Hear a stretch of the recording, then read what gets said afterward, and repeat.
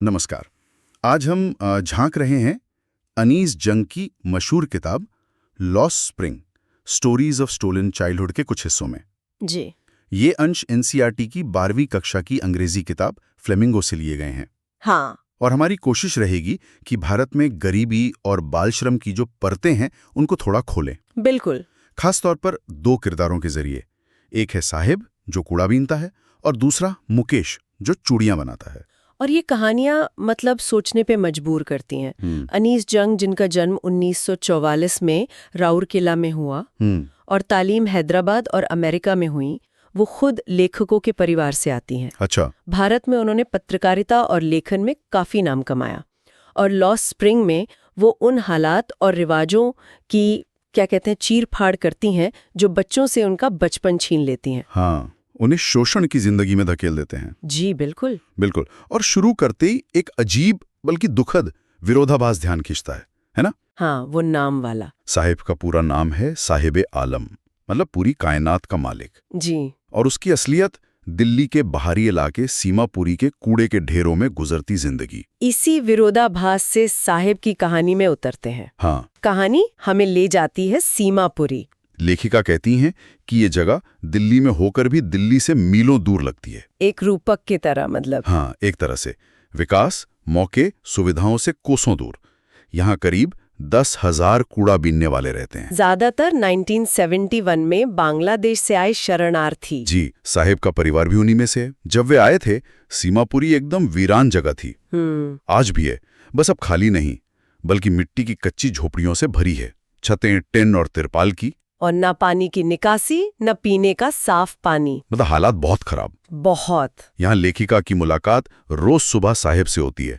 वो दूसरे बच्चों के साथ कूड़े के ढेरों में कुछ कीमती चीज ढूंढ रहा होता है, जिसे वो मजाक में सोना कहते हैं। हाँ, सोना। उसने अपना घर, ढाका के हरे भरे खेत कब के पीछे छोड़ दिए। उसकी माँ बताती है कि तूफानों ने सब बर्बाद कर दिया था। जी। इसलिए वो इस बड़े शहर में पेट पालने का जरिया, अपना सोना तलाशने आ गए। और दिलचस्प बात यह है कि इस कचरे का मतलब हर किसी के लिए अलग है। बिल्कुल। बड़ों के लिए ये रोज की रोटी है, जीने का जरिया, सिर पर छत, भले ही वो टपकती हो। पहचान से ज्यादा जरूरी पेट भरना है।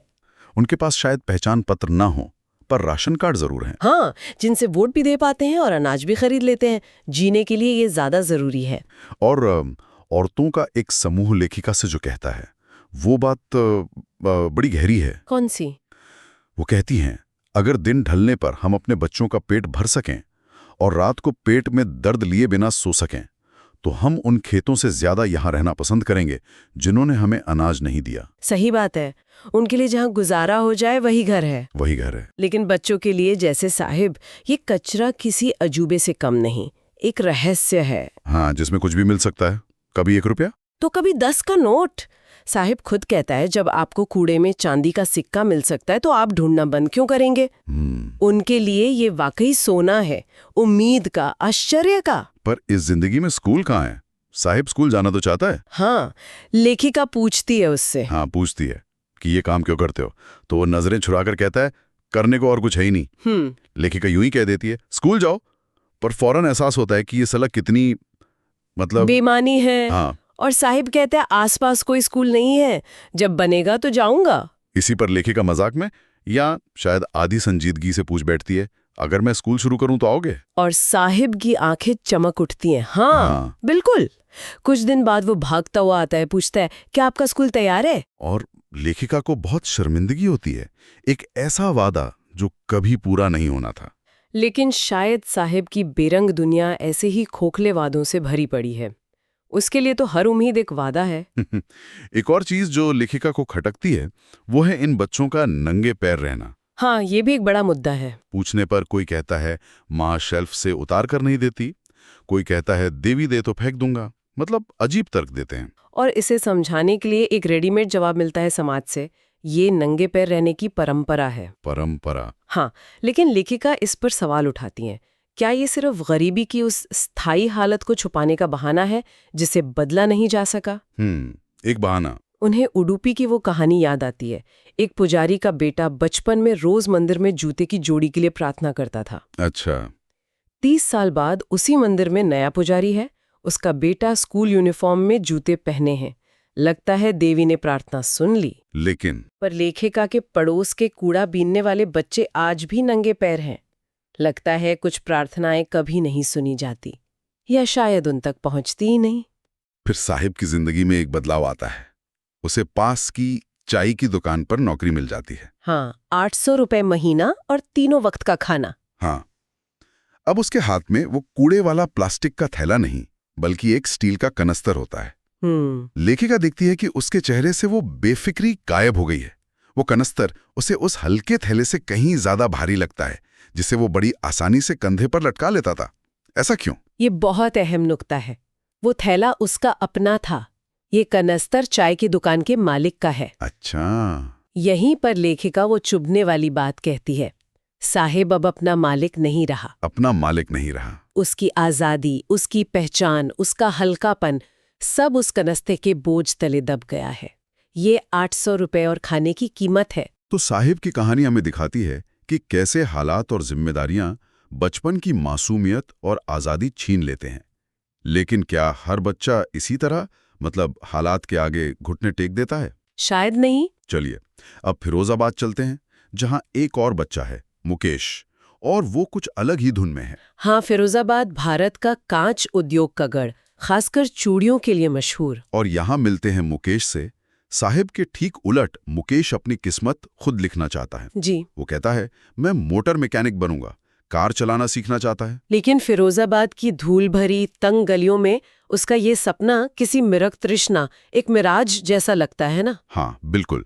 फिरोजाबाद की सच्चाई क्या है?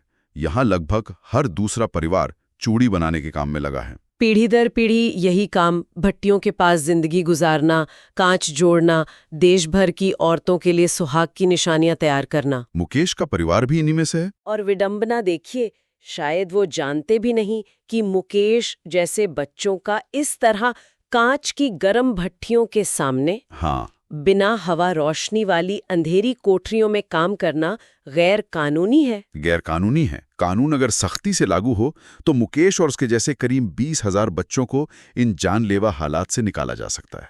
ये बच्चे अपनी दिन की रोशनी इन्हीं भट्टियों के अंधेरे में खपा देते हैं और अक्सर बड़े होने से पहले ही आंखों की रोशनी खो बैठते हैं। रहने की जगहें भी उतनी ही भयानक हैं। बदबूदार गलियां, कूड़े के ढेर, टूटी दीवारें, हिलते दरवाजे, बिना खिड़की वाली झोंपड़ियां जिनमें इंसान और जानवर साथ साथ रहते दिखते हैं। मुकेश गर्व से लेखिका को अपने नए घर ले जाता है, जो असल में एक आधा अधूरा सा झोपड़ा है। परिवार और परंपरा का ढांचा भी बहुत मजबूत है वहाँ। मुकेश की भाभी, घर की बहू, 3 मर्दों, अपने पति मुकेश और ससुर का ख्याल रखती है। और घर के बड़े पुरुष के आने पर रिवाज के मुताबिक घूंघट कर लेती है। जी। मुकेश के पिता पहले दर्जी थे, फिर चूड़ी बनाने लगे। सालों की कमरतोड़ मेहनत के बाद भी न घर ठीक करा पाए, न बच्चों को स्कूल भेज पाए। बस उन्हें वही हुनर सिखा सके जो खुद जानते थे, चूड़ियां बनाना। और मुकेश की दादी, वो इसे कर्म मानती हैं, किस्मत। हाँ, किस्मत। कहती हैं, ये तो भगवान का दिया खानदानी काम है, इसे कैसे छोड़ दें। चूड़ी बनाने वालों की जात में पैदा हुए तो चूड़ियों के सिवा कुछ देखा ही नहीं। हर घर, हर आंगन, हर गली में बस चूड़ियों के रंग बिरंगे ढेर। अंधेरी झोपड़ियों में टिमटिमाते तेल के दियों के सामने बैठकर छोटे छोटे लड़के लड़कियां अपने माँ बाप के साथ कांच के रंगीन टुकड़ों को चूड़ियों की शक्ल देते हैं। उनकी आंखें बाहर की रोशनी से ज्यादा अंदर के अंधेरे की आदी हो जाती हैं। हाँ, और यही वजह है कि जवानी तक पहुंचते पहुंचते अक्सर अंधे हो जाते हैं। सविता की कहानी भी रोंगटे खड़े कर देती है। एक छोटी सी लड़की फीकी गुलाबी फ्रॉक पहने एक बूढ़ी औरत के पास बैठी मशीनी अंदाज में कांच के टुकड़े जोड़ रही है। लेखिका सोचती है, क्या इसे पता भी है कि ये जिन चूड़ियों को बना रही है उनकी क्या अहमियत है? भारतीय समाज की सुहाग का पवित्र प्रतीक। हाँ। शायद उसे तब पता चलेगा जब एक दिन उसके सिर पर भी लाल घूंघट होगा, हाथों में मेहंदी और कलाइयों में लाल चूड़ियां होंगी। वो भी दुल्हन बनेगी, ठीक उसी बूढ़ी औरत की तरह जो उसके पास बैठी है और जो सालों पहले दुल्हन बनी थी। उसकी कलाई पर चूड़ियां तो हैं, पर आंखों में रोशनी नहीं। वो रुआसी होकर कहती है, एक वक्त शेर भर खाना भी नहीं खाया। जरा सोचिए, पूरी जिंदगी में पेट भर खाना न खा पाना, यही उसकी कमाई है। और उसका बूढ़ा पति कहता है, चूड़ियों सिवा कुछ नहीं आता मुझे, बस एक घर बना पाया हूँ सिर छुपाने को। ये सुनकर तो लगता है कि उन्होंने शायद वो पा लिया जो बहुत लोग नहीं कर पाते, अपनी छत। हाँ, अपनी छत, लेकिन यही रोना हर घर का है।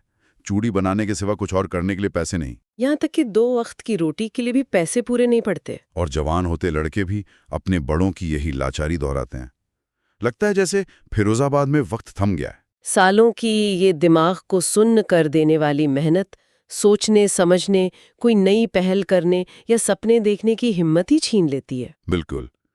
जब लेखिका कुछ नौजवानों से पूछती है कि तुम लोग अपनी कोई सहकारी समिति, कोऑपरेटिव क्यों नहीं बना लेते, हाँ, तो वो डर जाते हैं। कहते हैं अगर संगठित हुए तो पुलिस ही हमें पीटेगी और किसी झूठे केस में अंदर कर देगी। मतलब कोई उनका नेता नहीं, कोई रास्ता दिखाने वाला नहीं। कोई नहीं। तो ये एक जाल है।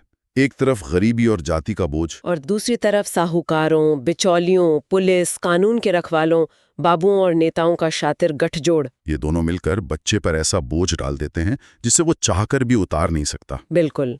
बच्चा होश संभालने से पहले ही इसे अपनी नियति मान लेता है, जैसे उसके पिता ने माना था। इस चक्र से बाहर निकलने के लिए हिम्मत चाहिए। और हिम्मत करना उनके माहौल का हिस्सा ही नहीं बन पाता। 2 अलग दुनियाएं हैं, एक परिवार की जो गरीबी और जाति में जकड़ी है, और दूसरी उन शोषकों की जो इस गरीबी का फायदा उठाते हैं। लेकिन इसी निराशा के बीच मुकेश में लेखिका को उम्मीद की एक किरण दिखती है। हाँ, वो फिर कहता है मैं मोटर मैकेनिक बनूंगा। वो गैराज जाएगा जो उसके घर से बहुत दूर है, पर वो पैदल जाएगा, सीखने की ये ललक। जी। और जब लेखिका पूछती है क्या हवाई जहाज उड़ाने का सपना भी देखते हो, तो वो अचानक चुप हो जाता है। नहीं, वो जमीन को देखते हुए कहता है। उसकी आवाज में एक झिझक है, शर्मिंदगी है, पर वो अभी पछतावे में नहीं बदली है। वो उन कारों के सपने से ही खुश है जो फिरोजाबाद की सड़कों पर दौड़ती हैं। शायद इसलिए भी कि फिरोजाबाद के आसमान में हवाई जहाज दिखते भी कम हैं। उसकी इच्छा, उसकी हिम्मत अभी मरी नहीं है। तो ये दोनों कहानियां साहेब और मुकेश की कुछ बहुत गहरे मुद्दे उठाती हैं। सबसे बड़ा तो यही है, छिना हुआ बचपन। बिल्कुल।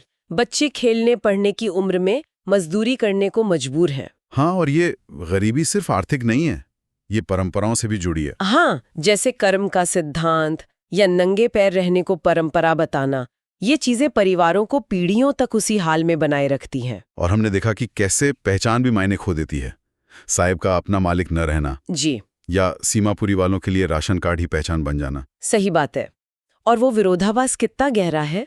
फिरोजाबाद की खूबसूरत चमकीली चूड़ियां, हाँ, और उन्हें बनाने वालों की बेरंग दुख भरी जिंदगी। ये सिर्फ चूड़ियों की बात नहीं है। हाँ, जैसा स्रोत में भी इशारा है, सोने की खदानों में काम करने वालों, कालीन बुनने वालों या बड़ी बड़ी इमारतें बनाने वाले मजदूरों की कहानी भी ऐसी ही हो सकती है। उनकी मेहनत की सुंदरता और उनकी जिंदगी का दुख। बिल्कुल। ये व्यक्तिगत कहानियां नहीं है, ये एक पूरे सिस्टम की खामियों को दिखाती हैं। बिचौलियों और अधिकारियों का शोषण, बाल श्रम कानूनों का ठीक से लागू न होना, ये सब मिलकर एक ऐसा दुष्चक्र बनाते हैं जिससे निकलना नामुमकिन सा लगता है। लेकिन फिर भी मुकेश का सपना आशा की एक छोटी सी चिंगारी की तरह है उस गहरी निराशा के सामने। हाँ, एक छोटी सी ही सही, पर है। अनीस जंग ने इन कहानियों को सिर्फ बयान नहीं किया है, उन्होंने भाषा का भी कमाल का इस्तेमाल किया है ना? बिल्कुल। जैसे गरीबी का जाल या 2 दुनियाओं जैसे रूपक। हाँ, और कचरा सोना है जैसी अतिशयोक्ति। सविता के हाथों के लिए मशीन के चिमटे की तरह यंत्रवत चलना जैसी उपमा। और साहिब आलम नाम का जो व्यंग्य है वो तो शुरू से ही पकड़ लगा है। जी, ये सब मिलकर इन कहानियों को सिर्फ आंखों देखा हाल नहीं बल्कि साहित्य बना देते हैं जो दिल पर गहरा असर करता है। तो कुल मिलाकर साहेब और मुकेश जैसे लाखों बच्चों की कहानी है ये। गरीबी, परंपरा और शोषण के जाल में फंसा बचपन, एक खोया हुआ बसंत। हाँ, एक खोया हुआ बसंत। एक तरफ साहेब है जिसकी आज़ादी छिन चुकी है, और दूसरी तरफ मुकेश जिसका अपनी किस्मत बदलने का सपना बहुत नाजुक है पर जिंदा है। और यहीं पर हम आज की चर्चा को रोकते हुए एक सवाल छोड़ जाते हैं। जी, ये सवाल स्रोत सामग्री से ही उपजा है। स्रोत में कहीं असंगठित क्षेत्र के मजदूरों का डिजिटल इंडिया पर इंटरव्यू करने का जिक्र है। हाँ है। तो सवाल ये है कि जहां गरीबी, अशिक्षा और शोषण की जड़ें इतनी गहरी हों, जैसा हमने इन कहानियों में देखा, वहां डिजिटल इंडिया जैसी पहलें इन दुष्चक्रों में फंसे लोगों को सच में कितना ऊपर उठा सकती हैं? ये बड़ा सवाल है। क्या डिजिटल उपकरण फिरोजाबाद की बुनियादी जरूरतों की कमी, नेतृत्व के अभाव और बिचौलियों की ताकत जैसी समस्याओं का हल दे सकते हैं? हाँ, ये सोचने वाली बात है।